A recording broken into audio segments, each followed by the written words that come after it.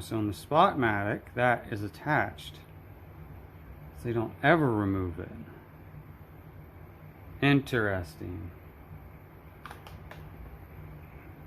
Typically, I find when I'm doing these top plates, this is not. This is usually a unit that holds it down. And I mean, I don't know. It's tough to tell. So we're just going to continue to disassemble and see if we can get the top plate off without removing this. You know, the shutter release kind of shroud. If we have to, we have to, but we'll see. Okay, so let's see. This top plate looks like the only thing holding it on right now. I have two back here, flatheads, and I have one over here. Nothing else looks to be holding it in place. Sometimes Asahi or Asahi, or however you want to pronounce it. Sometimes they have ones up underneath here. A screw up underneath here that holds the top plate in place also. I'm not seeing any of that, but that doesn't necessarily mean it's not there. So, go back to average size flathead. In this case, I'm going to work left to right. Close that back up.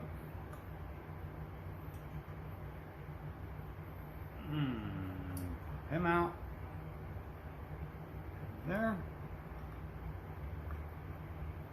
Him out. And he goes over here. And again, normally by this point, I would start to have anxiety about which screw goes where, and it just drives me nuts because there was no good way to organize it, but this mat has really kind of saved my ass on countless times.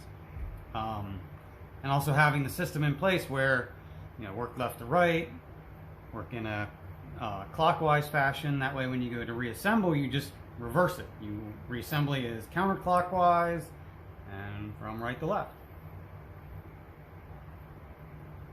Alright. They're out of the way. Let's see if this top plate is going to come free. Oh, she's wiggling. I don't feel any resistance over here on the shutter side, shutter release side. A little bit over here.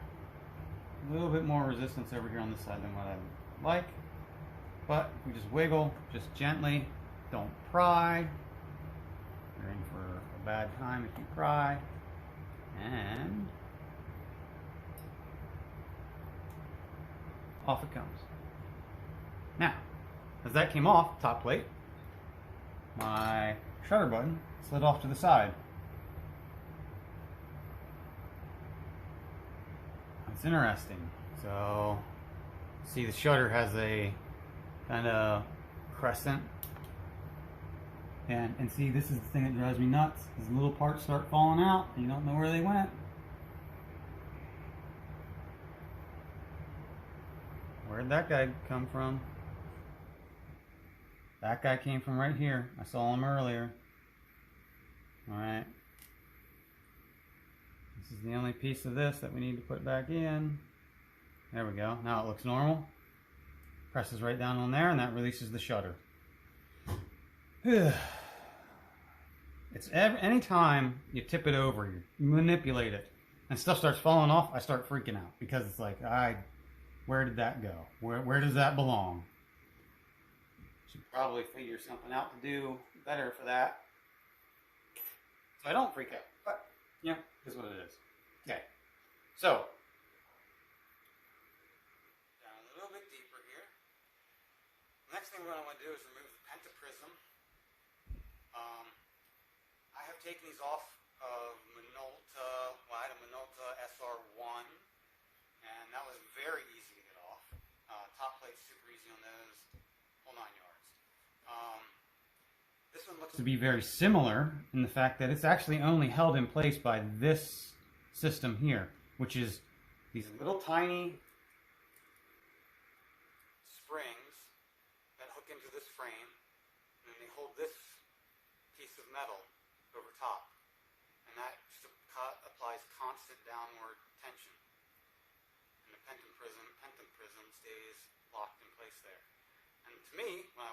So it looks like that's all it's holding that in place.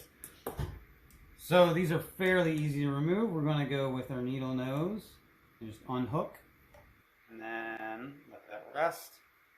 Place my finger over top of this one just in case it goes flying. Maybe I'll have a chance of finding it or preventing it from flying. I don't know. It's in there a little further. Ah, there it is. Okay. So these guys. Let's put them in the magnet side. Why not? Ooh, so on the Minolta, this piece of metal is not attached to the pentaprism. But here it seems to be attached. And once that was out of the way, it just stood up out. But it looks like it's still going to stay in place. So, let's take a closer look here. Screws there.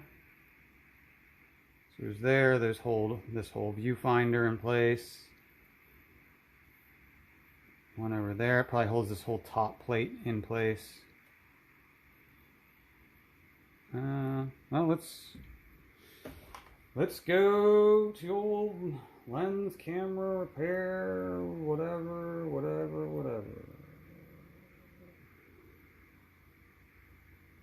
Our top plate is out of the way. Where are we at here on the top plate? Okay. Yeah. Didn't have to do any of that. Okay. Alright, so on here, just to get that out of the way, it's a matter of removing one over here, which is next to the shutter speed selection dial. Okay. And then there's one over here, the opposite side of the viewfinder, which this is going to be on the film rewind side. And the third one is up in the front. On this S3, it is reversed. I've got one here and two on this side. So one on the shutter side, two on the... Well, we're going to back them out and see what we get.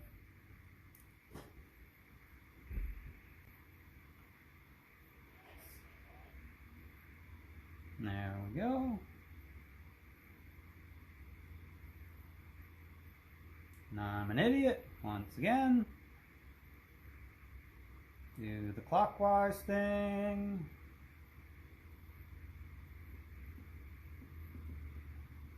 Oh, that's a tight one. I'm just going to loosen them all so I don't look like such an idiot. Alright. I think this is going to have to come out as well because it does kind of go over top of it. But when I'm reassembling it, that will go in after this piece goes in. So let's pull these screws out. How centered in the frame? Oh, what does it matter how centered in the frame I have? Alright.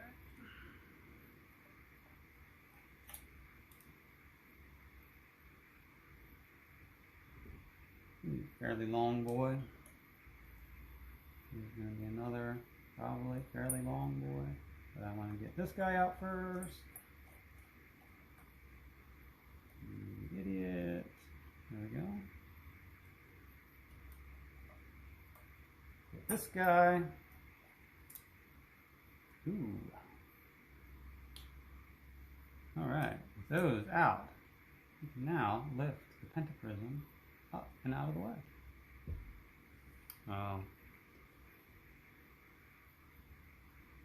So I wonder why that strap's in there. This strap with the... Maybe just kind of keep it tight? I don't know. It's interesting. It really seems like this is unnecessary, like they could have figured out a different way to mount it in place, maybe glue or something, but oh well. So I'm just going to reattach this while I have it out. Obviously it wasn't necessary to remove because I'm not doing any repair to this mechanism in here. I'm going to clean the front surface. Don't know if I'll clean anything on the inside there or not. This surface tends to collect dust and stuff that kind of flaps in around from this way.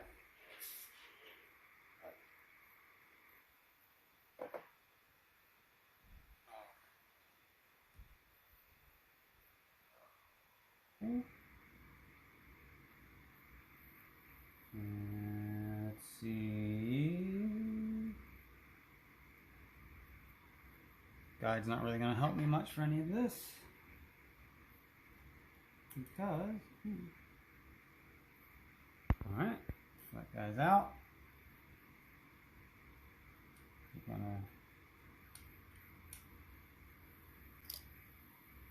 That guy's out.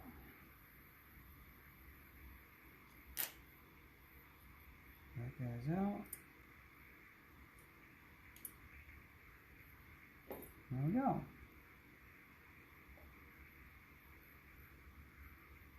Better view of what's going on inside here.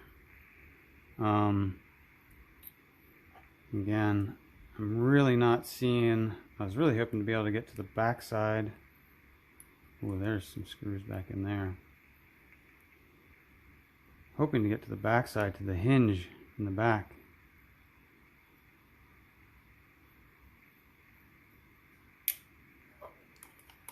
Maybe once it's open, it'll be easier to see.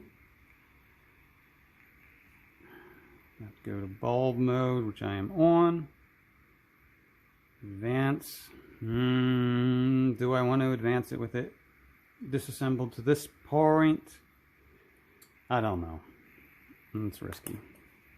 So, it's interesting because on here, okay, on a Spotmatic, once you get that assembly out, you can pull this mirror housing assembly, the whole mirror flip, which allows access into the shutter.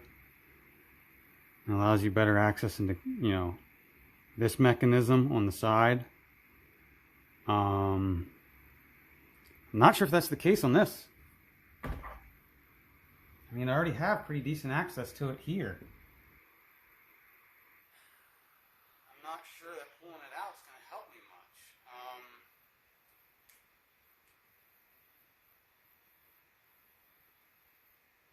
That's tough. So this...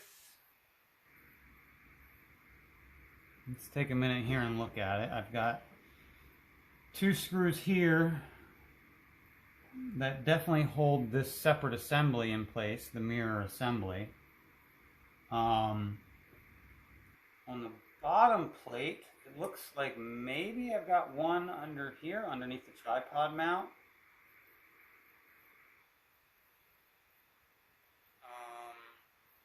It's hard to tell.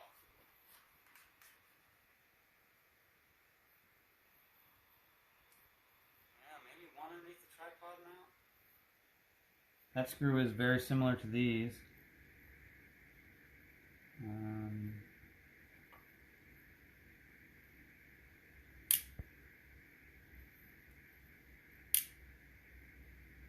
No, there's some more shutter operation mechanism. I wonder if just dropping some oil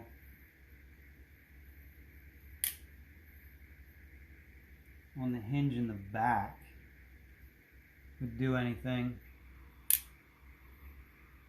So what I mean by the hinge in the back is if we lift this up, you can see the hinge in there. I wonder if that's maybe part of the issue. This doesn't really seem to be an issue. Should I charge the shutter in this? There's a good view of how crappy the mirror is. I do eventually want to replace the mirror in this. But what's more important to me right now is actually getting it to consistently fire versus what it's doing now. I don't know how smart of an idea this is.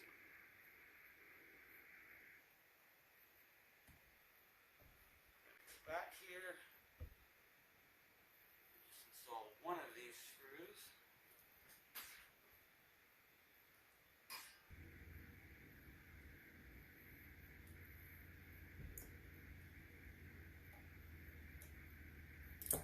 see, we'll carefully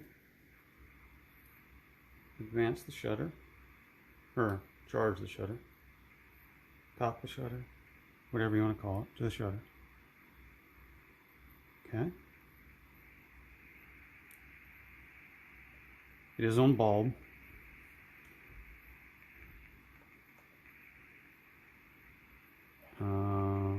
I lost my train of thought. Why was I doing that? To see what? Oh, from the inside. If I can see anything else.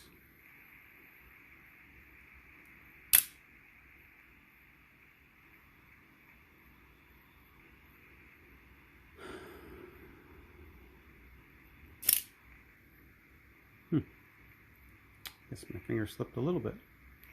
Alright, well, let's close it back up so I'm not holding on to anything. Advance.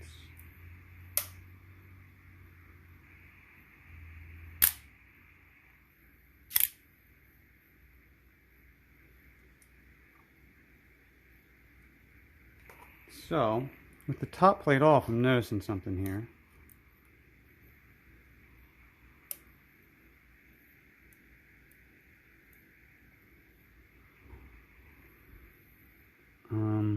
When the shutter's fired, little lever down inside here, little guy, deep down inside there. I wonder if I can mid-shoot. Can I? Oh, yeah, huh, cool. Autofocus lock off. Okay.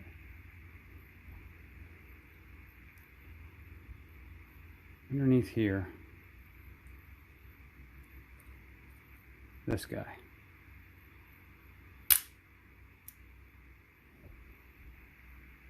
Alright. Back out of the way. He moves forward.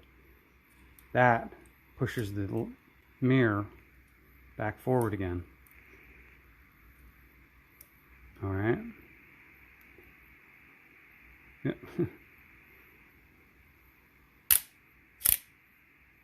You see that? Do it again.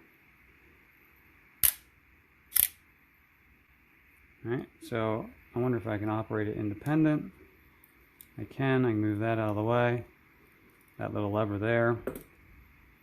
It's got a smaller tool. Just been using a smaller tool the whole time. Not at all what I've ever said. Alright.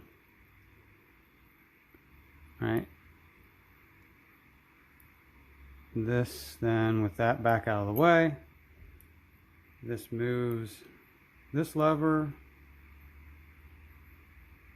Which I wonder if that's how the mirror actually releases. What causes the mirror to stay up? You know, like what's the hold mechanism?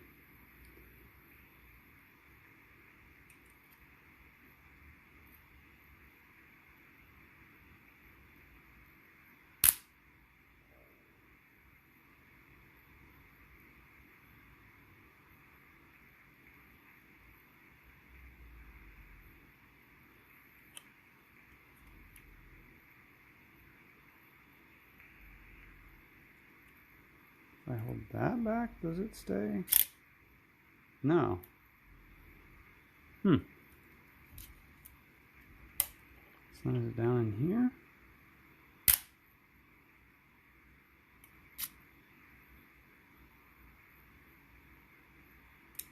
Ah, okay. Shutters cocked. Mirrors up. Shutters fired. If I hold this, all right, this little lever here, hold it up out of the way, watch the shutter. Closes. Mirror stays locked up. Move it out of the way, mirror drops down. So I wonder if I did all that disassembly for nothing.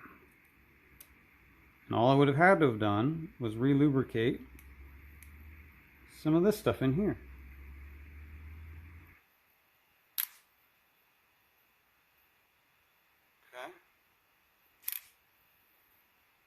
How fast do you think I can press the shutter button? Way slower than anything else. So we're going to reattach the shutter speed selector dial. Dial in a different speed, fire it, and see what we get. Yeah, anytime that I disassemble a camera is always a journey. You never know what you're going to get. You know what, I'm just going to leave the light on. Yeah, screw it. Who cares? Alright. Line it back up on bulb. Hold it in place.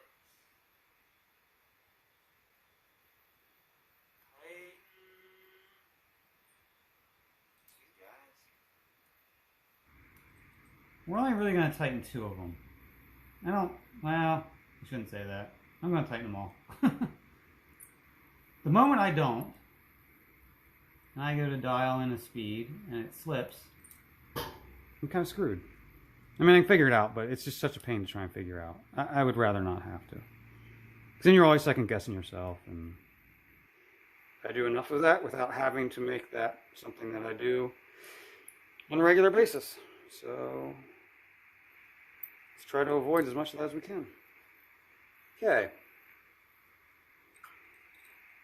You can see what stops the shutter speeds as you're selecting them. It's literally a ring with grooves in it, and this little guy right here. That guy's responsible for making sure you've properly selected your shutter speed, or selected the proper speed, whatever you want to call it. So let's go into the faster speeds where the shutter, or not the shutter, where the lens, good God, where the mirror operation speed is more important. Okay, charged, fired, no problem. Charged, fired, no problem. Charged, fired, no problem. Interesting. Charged, watch the shutter, fired, no problem. Uh-oh. What are